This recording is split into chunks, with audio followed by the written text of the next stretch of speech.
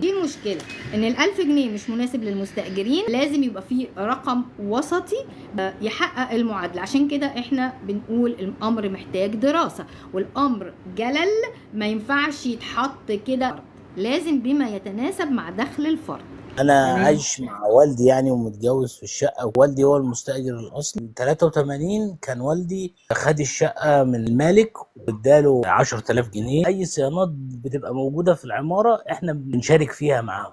طب بالنسبة لل1000 جنيه الإيجار مناسب ليك ولا كتير؟ كتير يعني، هي لو عملوها مثلا يزيد 5% كل سنه ماشي مفيش مشكله. الإيجار الأساسي يزيد 5% كل سنة، لكن مش 1000 جنيه في الشهر. اه طبعا ما إيه؟ اقدرش، طبعا ما اقدرش. احنا مستأجرين، ان والدي ووالدتي كانوا عايشين فيها وهم توفوا. جم من قريب قال لك احنا عايزين نغير السلم، دفعنا 4000 صيانة. قالوا عايزين ننكس البيت، عملنا الواجهة محارة واتدهنت، والمناور برضو اتعملت ودفعنا برضو. الشقة كنا واخدينها بلاط، انها سيراميك، وضبنا الشقة ودخلنا فيها الغاز. باخد معاش والدي 1500 جنيه.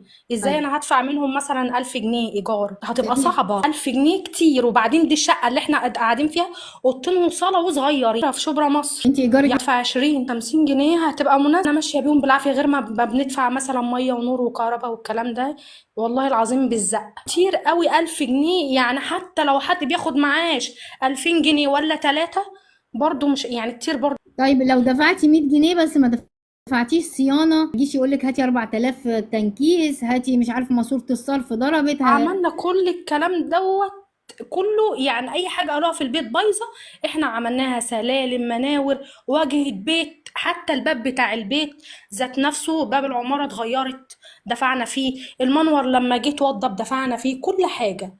لو دفعتي ايجار 100 جنيه ولا 200 جنيه ما تدفعيش اي صيانة بقى معاها. ما خلاص هو كده مش هيبقى فيه صيانه ايه بقى. ما هم كمان خدوا مننا فلوس بزياده. يعني الدور فيه شقتين، ازاي كل شقه تدفع 4000 جنيه عشان يغيروا سلالم؟ حتى صحبات البيت هم ما دفعوش زي ما احنا ما دفعنا. صاحبه الشقه اللي احنا مأجرينها ما دفعتش، قالت لك انا كده كده مش قاعده في الشقه. صاحبه البيت اللي احنا مأجرين منها قالت سيبوا البيت يقع، ولما يقع احنا نبنيه والمستأجرين يمشوا. انا جوزي متوفي، سايب لي 3 توفي من 2017، حتى مش سايب لي جنيه معاش. كان بيشتغل اعمال حره، ما كانش حكومه، واللي بيساعدني واقف معايا ربنا ثم ربنا ربنا ربنا ثم اخواتي. انا عمري حضرتك ما اشتغلت.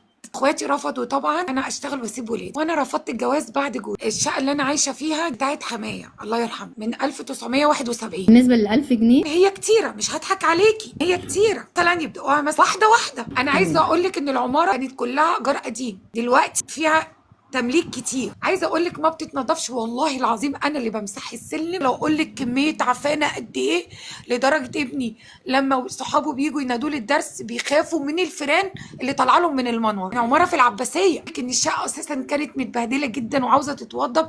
انا اخواتي عملوا جمعيه عشان يوضبوها لي. تحملي اخواتك الايجار ولا عندك دخل تقدر تسند معاكي مفيش ولا؟ والله اخواتي. انا ارمله وما عنديش معاش، وانا رافضه الفتره الانتقاليه ورافضه الايجار. احنا مش هنقدر على كده.